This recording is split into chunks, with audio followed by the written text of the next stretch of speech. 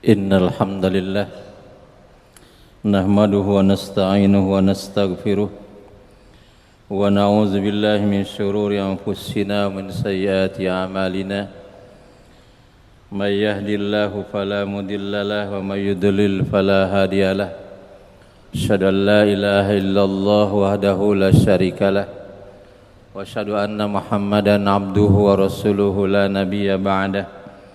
Allahumma salli wa sallim ala Sayyidina Muhammadin wa ala alihi wa sahbihi wa mawalah.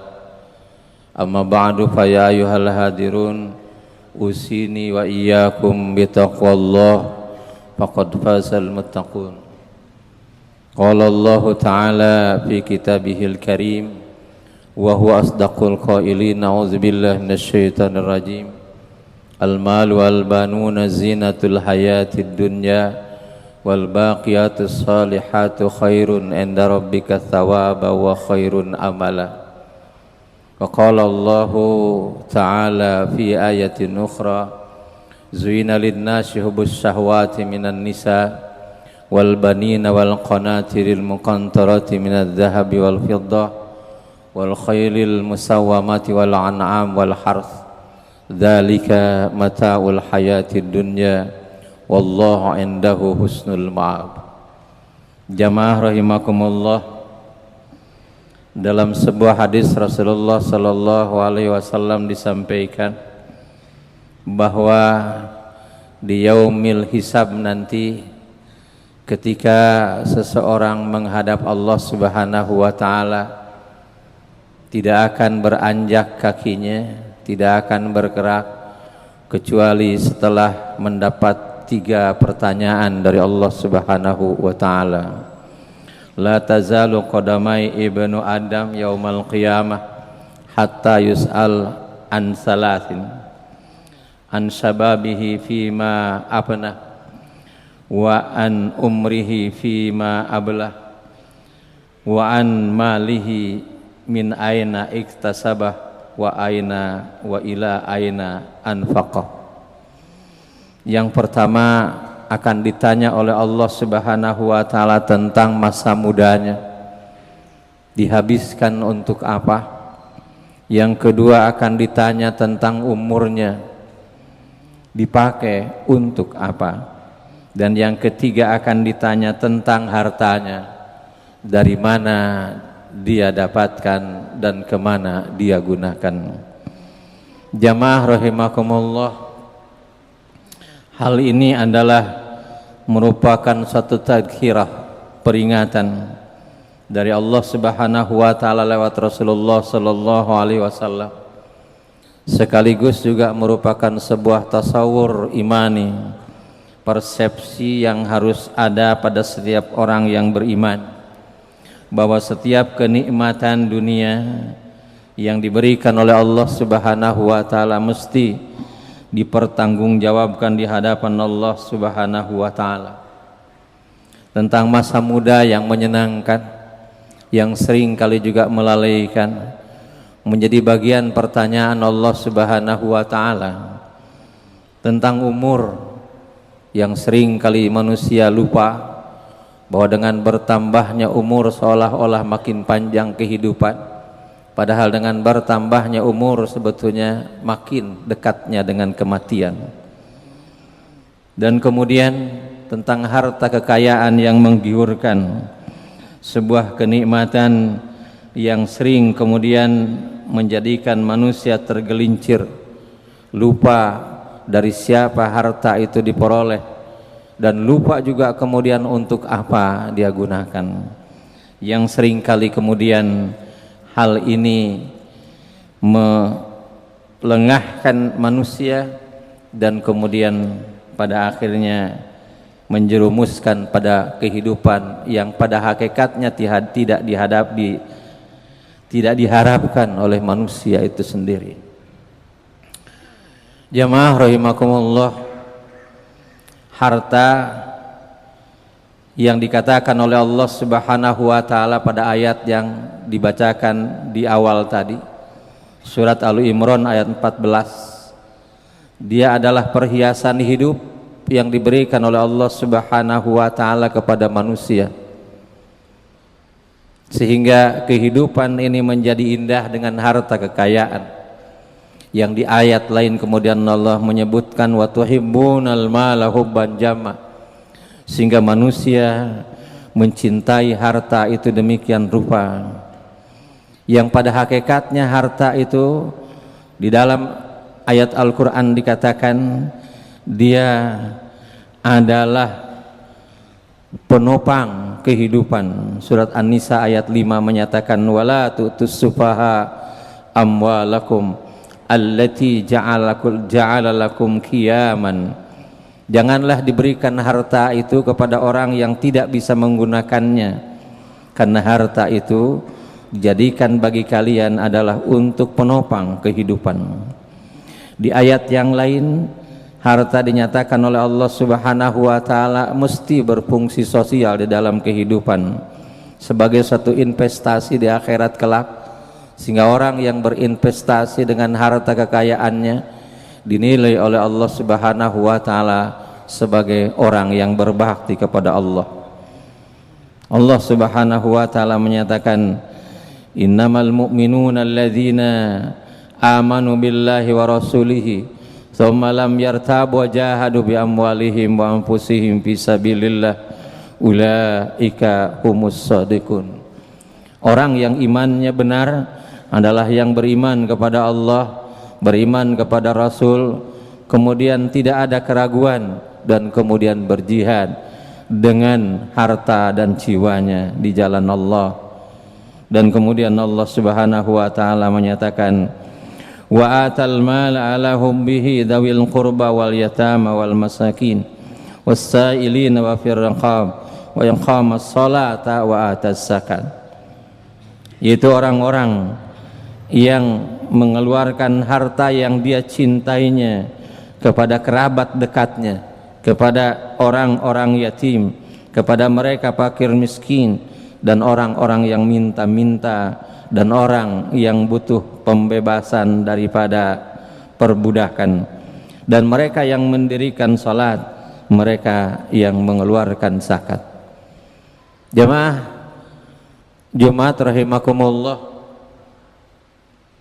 walaupun manusia boleh mencintai harta, memiliki harta yang banyak, tetapi Allah Subhanahu wa taala mewanti-wanti agar kemudian kecintaan kepada harta itu melebihi kecintaan 3 hal yang disebutkan di dalam Al-Quran surat At-Taubah ayat 24. 3 hal itu adalah mencintai Allah, mencintai Rasul, dan jihad fisabilillah.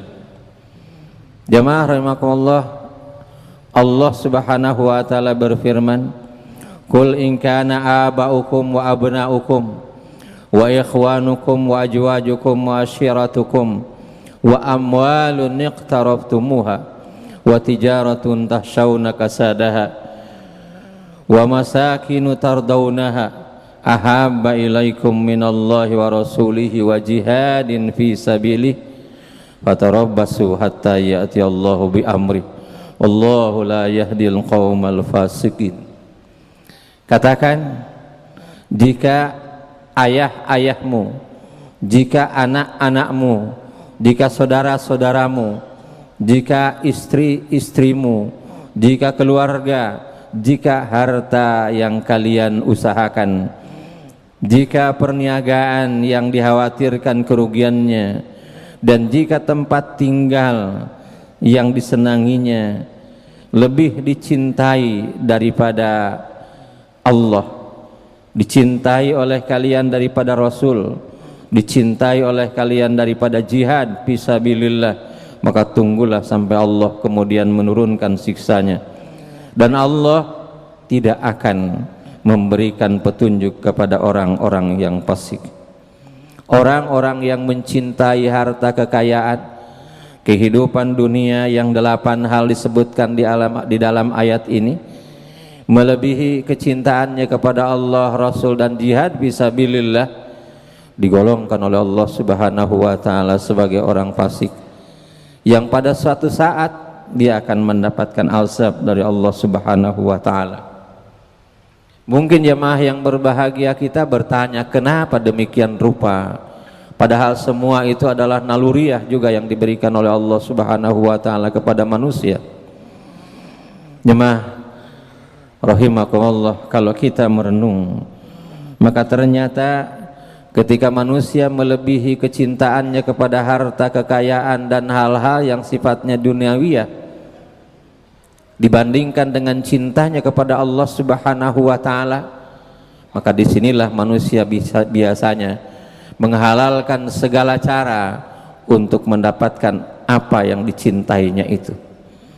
Tidak jarang kemudian penipuan terjadi karena mengharapkan kekayaan yang lebih banyak. Tidak jarang kemudian orang bersikap rakus sehingga tidak pernah puas dengan berapapun harta yang dimilikinya. Betapa banyak orang kemudian menggunakan kekuasaannya sewenang-wenang, menindas dan juga kemudian sampai menghilangkan nyawa orang lain disebabkan karena kecintaannya terhadap hal-hal yang duniawi. Oleh karena itulah kemudian Allah Subhanahu wa taala menyatakan hal demikian, sehingga harta kekayaan itu, semua yang dicintai itu mesti diletakkan di bawah kecintaannya kepada Allah Subhanahu wa taala, Rasul dan jihad fisabilillah. Jemaah yang berbahagia, harta kekayaan yang kita inginkan sebagai orang mukmin, barangkali cukup kita lihat isi yang kita inginkan seperti apa yang kita lantunkan dalam doa-doa kita pada waktu salat duha. Inna duha duhauka wal baha bahauka. Dan kemudian ujungnya kita minta kepada Allah, Rabbana atina ma ataita ibadakas sholihin. Ya Allah, berikan kepada kami apa yang telah diberikan olehmu kepada mereka orang-orang salih. Kita menginginkan lewat salat duha yang kemudian di dalam lantunan salat itu kita minta rizki kepada Allah Subhanahu wa taala, agar kemudian semangat kerja kita terarah dan kemudian kita yakin bahwa yang memberikan rizki pada hakikatnya adalah Allah Subhanahu wa taala, dan kita minta bahwa yang diberikan oleh Allah Subhanahu wa taala itu adalah harta kekayaan, rezeki yang diberikan oleh Allah kepada orang-orang yang soleh. Seharusnya kita gandrung kepada sahabat-sahabat Rasulullah sallallahu alaihi wasallam seperti Abdurrahman bin Auf, yang dengan kekayaannya kemudian dia menyumbang dakwah Rasulullah sallallahu alaihi wasallam. Kita mestinya rindu seperti Utsman bin Affan, dengan segala kekayaannya dia kemudian dibanggakan oleh Rasulullah sallallahu alaihi wasallam. Abu Bakar yang kemudian tidak meninggalkan apa-apa ketika beliau meninggal, padahal dia adalah saudagar besar. Umar dan lain sebagainya. Dalam riwayat-riwayat tentang sejarah para sahabat, luar biasa mereka menggunakan hartanya, baik caranya mereka mendapatkan dengan cara yang benar maupun cara menggunakannya yang penuh dengan kemanfaatan. Kita tidak ingin punya harta yang kemudian harta itu membawa kecelakaan kepada kita, baik lewat caranya yang haram, karena kata Rasulullah sallallahu alaihi wasallam, dari harta yang haram itu yang kita dapatkan, Allah Subhanahu wa taala lewat Rasulullah sallallahu alaihi wasallam menyampaikan, kullu lahmin nabata min haram pannar aula biha. Setiap daging yang tumbuh dari makanan yang haram, maka nerakalah yang lebih berhak terhadap daging itu. Nauzubillah min dzalik. Kita tidak juga ingin punya kekayaan seperti Qarun yang berlimpah ruah kekayaan itu tanpa jelas untuk apa digunakan, sehingga kemudian ketika beliau diminta zakat oleh Nabi Musa, beliau mengatakan innama utituhu ala ilmin indi. Wahai Musa, aku mendapatkan harta kekayaan ini adalah dari jerih payahku. Kenapa aku harus bagi dengan orang-orang miskin yang malas itu? Jamaah rahimakumullah, mudah-mudahan kita di hadapan Allah Subhanahu wa taala, ketika nanti menghadap Allah Subhanahu wa taala di yaumil hisab, kita bisa mempertanggungjawabkan 3 hal itu di hadapan Allah. Waktu muda kita digunakan untuk apa? Umur kita kemudian dihabiskan untuk kegiatan apa?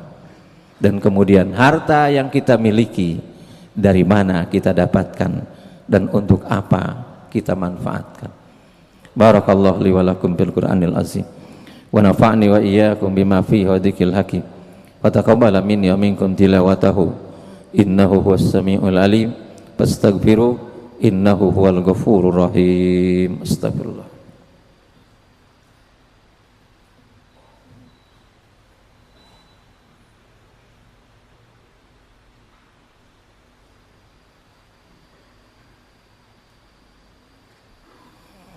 Alhamdulillahilladzi hadana lihada wa ma kunna linahtadiya laula an hadanallahu asyhadu an la ilaha illallah wahdahu la syarikalah wa asyhadu anna Muhammadan abduhu wa rasuluhu la nabiyya ba'dah. Allahumma salli wa sallim ala sayyidina Muhammadin wa ala alihi wa sahbihi wa mawala. Wa ya ayyuhal hadirun taqullaha haqqa tuqatih wa la tamutunna illa wa antum muslimun. Innallaha wa malaikatahu yusalluna 'alan nabi ya ayyuhalladzina amanu sallu alaihi wa sallimu taslima. Allahumma salli ala Muhammad wa ala ali Muhammad kama sallaita ala Ibrahim wa ala ali Ibrahim wa barik ala Muhammad wa ala ali Muhammad kama barakta ala Ibrahim wa ala ali Ibrahim fil alamin innaka Hamidum Majid. Allahumma ighfir lil muslimin wal muslimat wal mu'minin wal mu'minat al-ahya'i minhum wal amwat innaka sami'un qaribun mujibud da'wat wa ya qadiyal hajat.